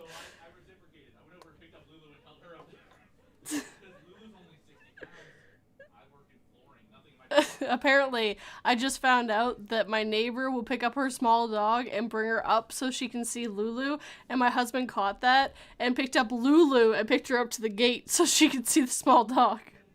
That's adorable.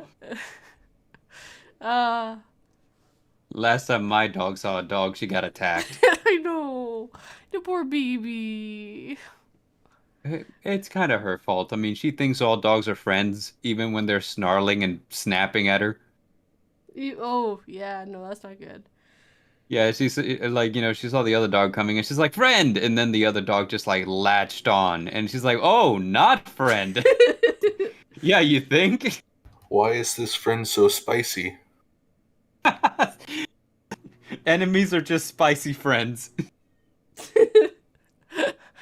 Biting is like kissing, but there's a winner. I don't know where that came to my head, but that's what came to my mind. It's from Doctor Who. When the TARDIS became a person. Doctor Who is a great show. I could go on for days about Doctor Who. I can't anymore because I haven't watched it in a very long time. That is a weird show that can make you laugh 1 second and make you cry the next. It is wow. It really can. Oh my god. It's like its superpower. Oh. There's Doctor Who. Happy 1 second, crying the next.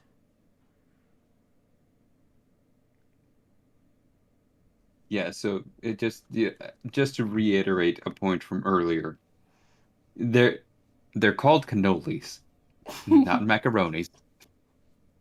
Do not go into a store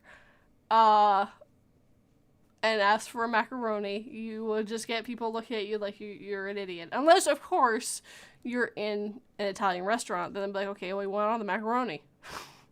I'm gonna go into an Italian restaurant and ask for a cannoli. Nah, actually, no, that might work. That Yeah, might work. I was gonna say that would work. You can't do it backwards. It's just that one particular way that I did it doesn't work. Go to Burger King and ask for spaghetti. I think they serve spaghetti at McDonald's and Burger King overseas. Yeah. McDonald's I know did. I'm not sure about Burger King, but Burger King had tacos, and those were. I'm conflicted about those. Jack in the Box has tacos, and they're okay. Okay, look. Yeah. Okay. So Jack in the Box knows exactly. Favorite fast food. They know exactly who their. My favorite fast food is Wendy's. They know exactly who they're going for, which is the stoners at 2 a.m. That is what Jack in the Box is for. We don't even have them here. 100%. Yeah, there's no lie about that. I had Wendy's for lunch. You forgot to get your chili though. Yeah, I know, and I'm upset about it. I get the I'm potato. still like upset about it. I get potato. Potato. Sour cream and chat potato. It's like just have my like 16 sandwiches, but forget to order the chili. 16 sandwiches? Jesus, dude. He's got to stock up for the week. Yeah, I gotta stock up for the winter. Apparently, hair raising narratives used to work at Wendy's like me. I did too. For less than a year. Yeah. Your favorite bard was a Domino's pizza maker. I also worked at a pizza place for like 3 years. I also know someone else who used to work at a pizza place for a while. I'm not one of them. You can ask for macaronis in some pizza places, but not all of them. We did not serve macaronis where I worked. We did from time to time. You can't ask for cannolis in most of them, though. That one doesn't always work. Yes. Yes, apparently Raven, and it was Raven who was talking about it. Raven used to work at Quiznos and Pizza Hut. Back in the day. Back in the day, back in the day. Kentucky Fried Chicken and the Pizza Hut.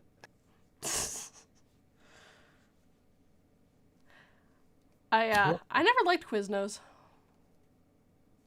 What? But they're like, toasty. That's the problem. They're toasty. What's wrong with them being toasty? It cuts the roof of my mouth. Quiznos helps cut the top of my mouth. You can ask them to, like, soft toast them. Yeah, they don't even ask you. They just start doing it.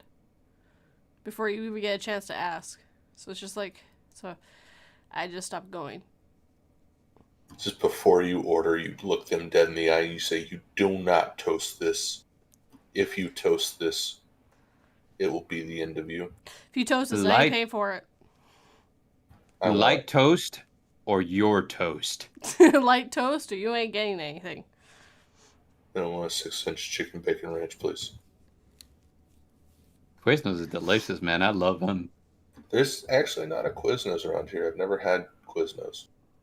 I'm Really? assuming it's like a Subway, but toastier. Yeah. It's like a Subway, but they're using like more prime meats. Like some Subway has your cold cuts, but like Quiznos, you can get like a prime rib sub and stuff like that. Fun fact, the slogan has 5 M's when said, 4 M's when written. Quiznos doesn't exist near me anymore, says Raven, who's crying now. I have exactly one near me, like a 5-minute drive, and I'm there. Hold on, let me look. We have a Firehouse Subs that's kind of close, but Firehouse Subs is good. I'm more of a fried food type of person, though. I like my McDonald's and my Burger King and my Wendy's. Now, between those three, which one do you think wins? In a city this big, there are 3 Quiznos. That is it. You see, Bard, it all depends. What about Mr. Sub? What you getting? What about Mr. Subs? I never even heard of Mr. Subs. It's a Canadian one. Oh, well, that explains it.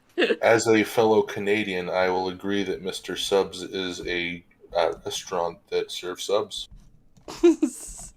Okay, what do they serve? Subs. What can you get on it that you can't get Yes. anywhere else? Poutine. No. Maple syrup. Maple syrup. Nope. I was gonna. Nope. You're not Canadian if you don't know what they have on their menu that you can't get at Subway. Canadian bacon. No. No, yeah, that's it there, Bart. See, it was a test. Nope. Because it's just called bacon. Anyways. No, we still call it Canadian bacon. You guys still call it Canadian bacon? Yeah. Because That's there's hilarious bacon to and me. there's Canadian bacon. They're different. That would be like us calling it something like Texas barbecue. Or Texas toast. Yeah, like Texas toast. Like everywhere else, it's a different kind of. It's like, well, even if it's the same type of like cooked bread, you're just like, yeah, but see, it wasn't made in Texas, so that's just toast. But here in Texas, it's Texas toast. Yeah, it's if you're not in Texas, it's just like garlic bread, right? Actually, Right. If you're in Texas, then it's Texas toast because it's bread with toasted garlic. That's toasted itself Right. and butter. actually, Raven is right. They do have crab meat, but also Subway does have crab meat. It's called their seafood sensation. They have crab meat for that one. Nope. Really? Yeah. But it's Huh. like the hardest sub to find. It's the only one I like from Subway. And it's like the hardest one to find. It's so good. Everything toasted in Texas. It's actually mushrooms. You can get mushrooms. And on the side, instead of getting like chips or whatever, you can get a pickle.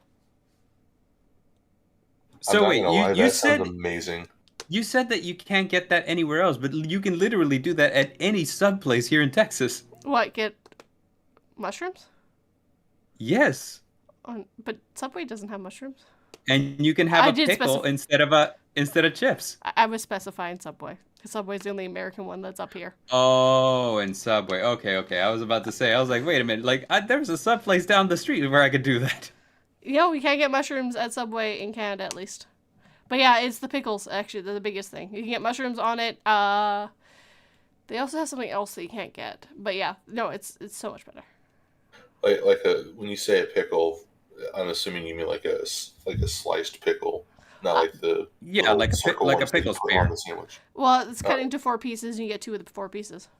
Okay, yeah, okay. Yeah, I'm a little bit jealous now that you have a sub place that has mushrooms because that sounds delicious. Yeah, we do. Quizno had mushrooms. Yeah, again, I was specifically saying Subway because I was like, wait, the other places might. So Subway doesn't have these things. But yeah, actually, Subway has seafood sensation, and it is actually crab meat with mayo. But it's like the hardest sub to find. No one friggin' has it. But Mr. Subs does have crab meat, actually. So I like Mr. Subs way better because I can get a sub which I actually enjoy. The more Yeah. you know. I love seafood. I see food, I eat it. Nom, nom, nom, nom, nom. I always question like the tuna salad and stuff that they have at Subway because I don't know. I feel like if I eat any of the stuff that would make me sick, the like tuna salad or ham salad that they have would be the thing that made me sick. Ham salad? Yeah, same. Like, like I always feel like if one thing's gonna make you sick at a restaurant, it's usually gonna be the seafood. Gotta make room for the tuna. Sorry. I hope some people get the reference. I didn't get the reference. You do not know you have to make room for the tuna? No. I'm a Canadian, so I get the reference. Bart, I don't know if we can be friends. It's not a Canadian thing. It's a Zim thing. Oh, dude, like, man, I it's been so long since I watched Zim. But Zim. Yeah, like I don't remember that specific thing. The That's only thing specific. I remember from the Invader Zim was the episode where Zim was like going around eating people's organs. Stealing organs, yeah. the Great Harvest. I was gonna say like that is the exact one that I remember also always. That and like Courage the Cowardly Dog's like Ramses episode. Those seem to be like the two things that just like scarred everyone as a kid. Yeah. The which when you look at it now, the Ramses episode has such terrible CGI, but it was freaking scary as hell when you were a kid, man. That was like 4K when we were kids. Like, Hell yeah. I don't care what you say about it now. It was 4K definition. It was horrifying. Return the slab or suffer my curse.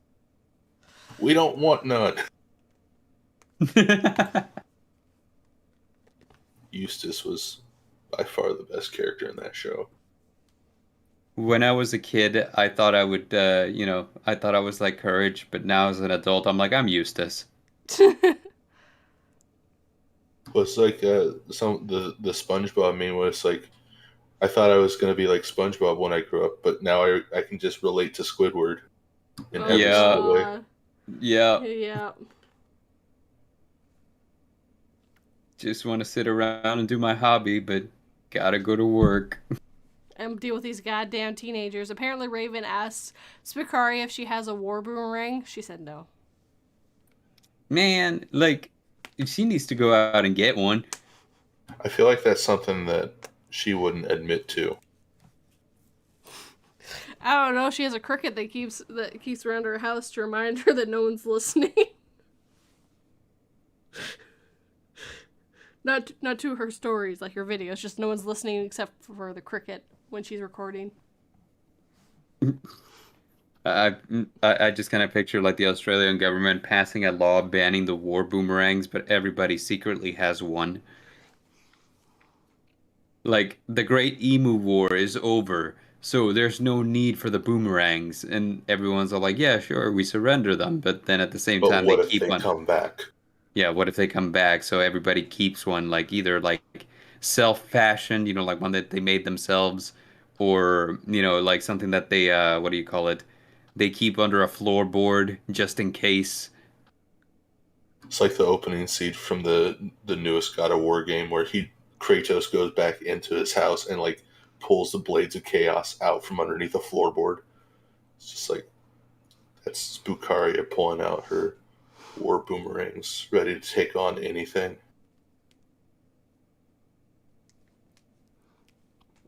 War boomerang. So, any other questions you guys want to ask before we call this a wrap? I had a bunch of questions at the start of this, and then between Bard's puns and Bard's puns, I've lost like all of it. You lost your brain cells? Yes, but I did gain a new Tyler picture, so we've got that going for us. If you made a channel about Lulu, what would it be like?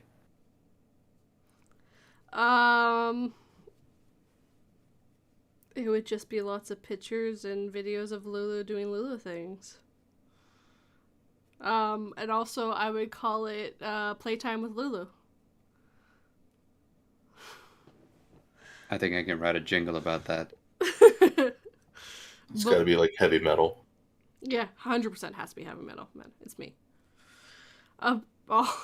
Harry's narratives. Wrapping up so soon. Yeah, I only do streams for 2 hours. Like, that's all I can do, guys. Playtime with Lulu. Watching some Hulu. We don't even have Hulu here. You don't have Hulu in Canada? Nope. That place is weird, man. I know they have this thing called Poutine. It's basically French fries with like maple syrup drizzled on top of it, Bard. It's weird. Canadian people are just, they're weird. I mean, that sounds good enough, I guess, but like I like sweet foods that also happen to be savory. So like maple syrup on top of French fries sounds actually really good. Yeah, but they eat it as like a dessert It's not what a instead of like a poutine side. is. That's not what a poutine is. Welcome back to our stream where Bard and Dare describe Canadian things being Americans. Poutine is potatoes, cheese curds, gravy, poutine. Now, when you say gravy, are you talking about like American grade gravy, or are we talking about like Canadian weird gravy? It's beef Yeah, gravy. like beef Beef. gravy mixed with like maple No, syrup, or no, just no, like beef no, gravy. it's beef gravy. Or chicken gravy. Normally it's supposed to be beef gravy. What's the difference between beef and chicken gravy? I asked that and then I realized as I was asking. Never mind. One has beef, the other has chicken. I Okay, can answer that one for you, but completely unrelated, but so here in Texas, there's like these stand-up food trucks that people that would just pop up out of nowhere, right? And they specialize in doing like kind of like barbecue chicken, but it's always like a bunch of like people who only speak Spanish running them, right? So like you'll walk up and it's only a Spanish guy. He's like, "Hey, ¿qué quieres?" And you have to be kind of like, "Oh, pues quiero un pollo entero," So it's like it's common for like people who don't speak Spanish to call them the Mexico chickens, right? So I went and picked up some of them for like Christmas dinner because I wasn't about to cook a turkey. Forget that. So, I brought it over to my in-laws and we're talking about like all the food and I was like, "Okay, well, you don't need to worry so much about the turkey because I brought over a Mexico chicken." And my father-in-law says, "Okay, well, so what's the difference between like a regular chicken and a Mexico chicken?" And I was like, "The Mexico chicken speaks Spanish, Barry."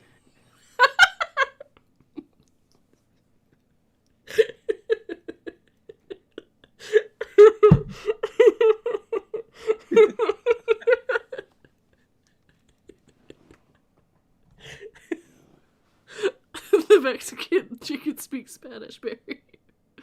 Uh, okay. then he just sighed, pointed to the door, and said, "Get out." Like, he got the like it's kind of like a series of emotions that go across his face like, "Wait, is that? No. I can't." So like you see his entire emotional spectrum on his face like, "Oh, I walked right into that, didn't I? Oh no." And apparently I was wrong. It is brown gravy specifically. What is the difference between brown gravy, chicken gravy, and beef gravy? Well, I can tell you the difference between chicken and beef. I think it's a specific way you need to make the gravy for brown gravy. From what I looked up, you have to do a couple extra steps. Now, where does the name Poutine come from? It's French. What does it mean in French? The potato gravy. What does poutine?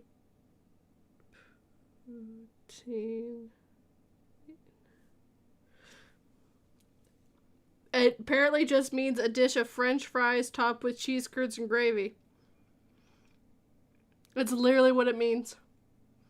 And you guys eat this as a dessert? No, we eat this as a side. This is what you get instead of fries. Instead of fries, you get fries with gravy. And cheese curds. Do not forget the cheese. I keep hearing cheese curds, and in my head, I just can't kind of keep picturing that they're like cheese balls. What are cheese curds? It's a specific thing that you take out of cheese. It's it's like when they make curds and whey. They separate the curds. The milk. Cheese curds are the moist pieces of the curdled milk, either eaten alone or as a snack or used to prepare dishes. These are chiefly found in Quebec, in the dish poutine, and in the northeastern, midwestern, mountain, and Pacific Northwest United States. states, especially in Wisconsin and Minnesota. There you go. Minnesota. Yeah, it's hard to say Minnesota. It's the rules. Literally, his range of emotions. Cheese curds are cheese balls. They're part of the cheese making process. Understood. Bar, take a trip to Wisconsin. Says Wisconsin. Look, the only time I eat cheese curds is on Poutine, and get some cheese curds. I'm gonna have to try some of these. You have to go find some cheese curds. There's a place named Culver's near me that I know serves them, but I never stopped to ask what they were. Yeah, they melt and they're good, and yeah, they're cheese curds. Well, see, Culver's cheese curds, I think they're like deep fried. I don't know. I've not had them, but I'm just going off of what Culver's serves. I'm pretty sure they like deep fry theirs. Are they not normally deep? Yeah, okay. Raven says, yeah, Culver's has fried cheese curds. Yeah, like cheese curds is like what they put on poutine. I'm assuming it's just like when you separate the curds and whey from milk, and it's just like the actual curd from the milk. Whereas Culver's is like, we're gonna be American and like dip this in batter and fry it, and Hell enhance yeah! its flavor by 30,000%. Hold on. Deep fry everything the American way. Yes. What's your favorite fried food? Yeah, what is your favorite fried food, 42? I'm not the biggest fan of fried stuff. I guess What? it'd have to be chicken. It's a good choice. It is a good choice. Yeah, that's respectable.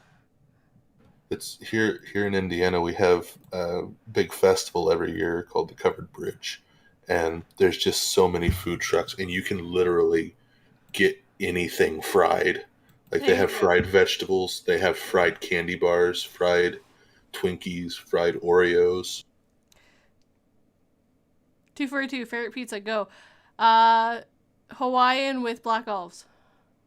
There you go. There's poutine. That's what poutine looks like. It's on the stream.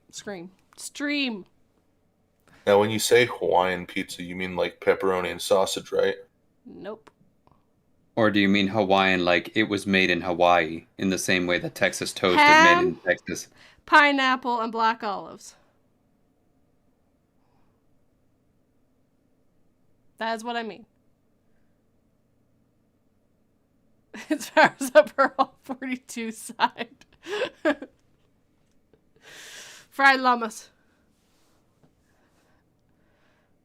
So you get this poutine stuff normally? Yeah. Yep. Pretty much every restaurant has poutine. You can see the maple syrup that they drizzle over it. I know. I was about to say that does look like it has syrup. maple syrup. It has no maple syrup on it at all. No. I'm not gonna lie. I know it's brown gravy on it, but if it wasn't and it was maple syrup, I would still eat it. Like that looks delicious, and the thought of like Bard said, French fries with like a sweetness to it. There are some that do like sweet hints to their poutines, but that's the base poutine right there. Y'all just jealous because you didn't invent it, which is it'd be such an American thing to invent. Agreed. But it was made. That is the most America thing ever. But it's Canadian, bitch. We beat you. Always acted like this is a competition. It is. How do you spell poutine? You spell it with hold on. Exactly as it sounds. How do you spell poutine? He asked. Farting. Yeah, but the way HR spelled it was like farting. Poutine. Oh, I see. So he spelled like pudding. Yep. Pooting. I was trying to think of something that, like, a food item that we came up with, but everything that we came up with, We someone bake. else came up with before. Well, We just made it better. au contraire, we bacon wrap everything. So anything bacon wrapped is an American creation. Yeah, like I said, we just made everything better. We're a land of improvements, is what we are. I bet we could make a bacon wrapped poutine, and then we would just be like, "What now, 42?" Dude, I am in.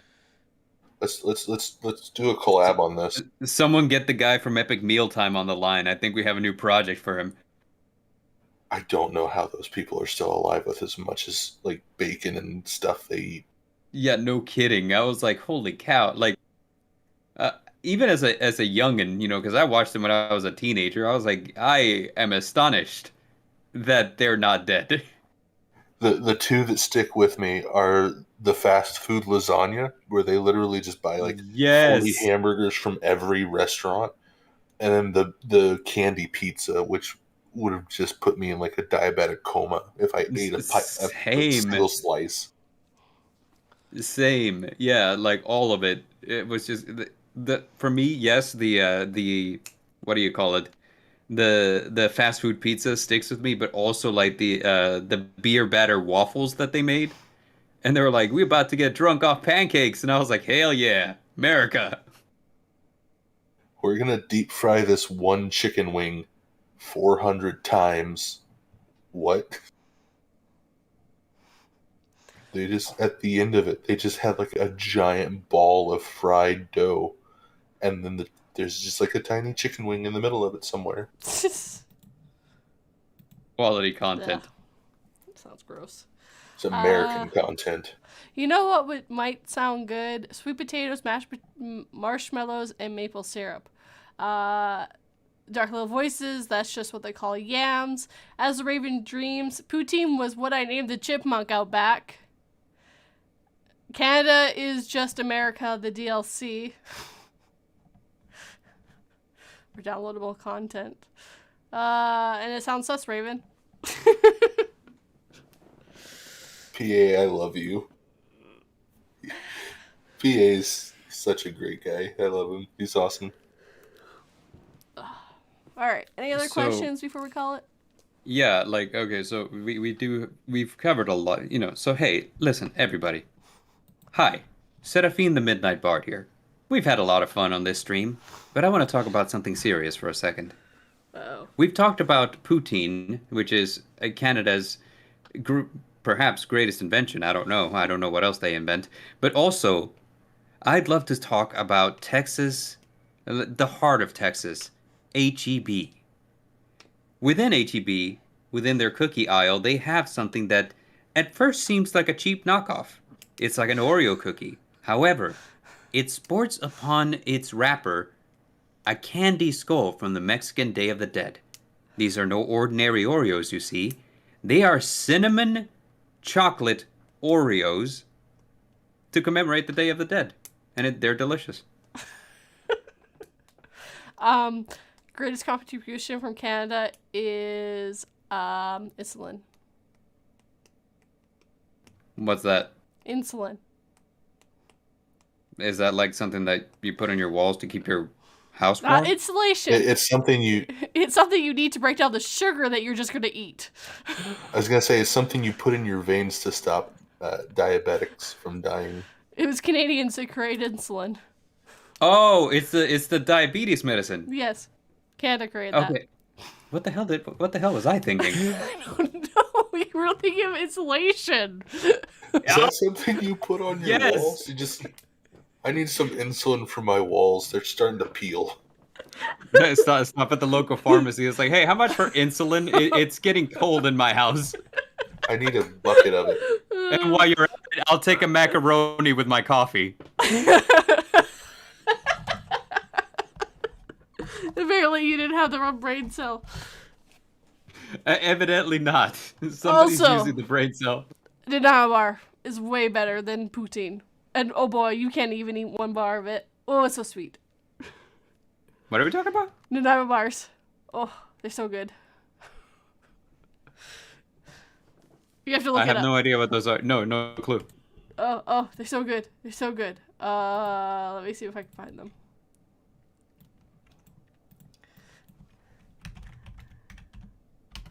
Insulin, the thing that you spread on your walls to keep you warm. Insulation, the things that diabetic need to live. There you go. I sent you a link to nano bars and what they look like. Oh, I really want to know. That is a Google link. Good lord, that is a gigantic link. Yes, but go look. How many pages Go did that take? look.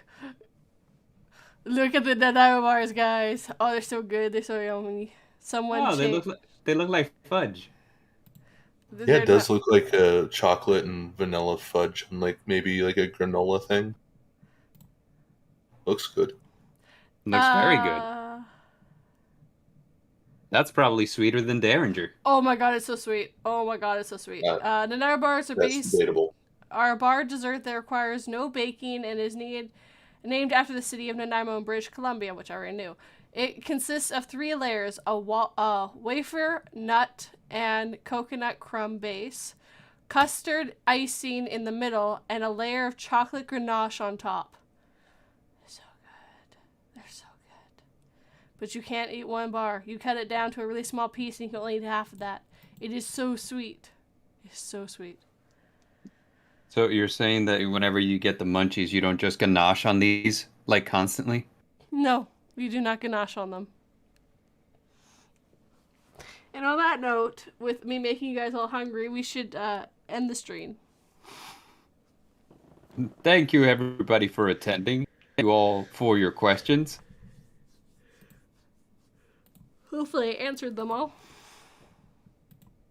As far as I can tell, yeah, we covered all of them, including the ones that were posted in the chat. Woohoo! So thank you everyone for joining us today. I hope you all have a good day. And you take care. Until next time, remember, insulin is what goes on your walls to keep your room safe.